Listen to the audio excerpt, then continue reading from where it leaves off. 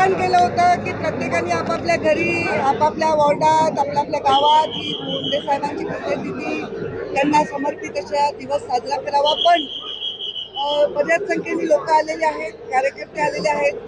बऱ्याच लोकांनी माझ्या आव्हानाचं पाळून आपापल्या ठिकाणी पुण्यतिथीचे कार्यक्रम घेत आहेत. तर प्रतिसाद आव्हानाला दिल्याबद्दल सगळ्यांचे मी आभार मानते. आज अत्यंत साध्या पद्धतीने मुंडे साहेबांना आम्ही त्यांचं आवडतं सगळं जेवण नैवेद्य दाखवला. मुंडे साहेबांसाठी कीर्तन चालू आहे.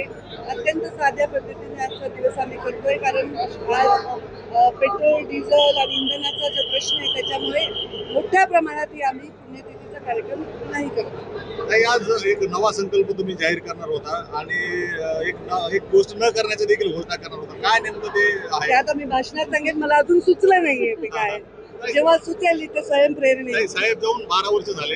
आज नेमका कुठल्या गोष्टी त्यांची कमी जाणवते की कुठली गोष्ट तुमची असते तर प्रत्येक गोष्टीत कमी जाणवते आम्हाला. प्रत्येक घासाला, प्रत्येक श्वासाला आम्हाला मुंडे साहेबांची कमी जाणवते. त्यांचं काय ते एक महात्म्य होतं की त्यांच्या जाण्यानंतर अजूनही तेवढाच आम्हाला त्यांच्याविषयी पोकळी जाणवते. ती पोकळी भरून निघूच शकत नाही.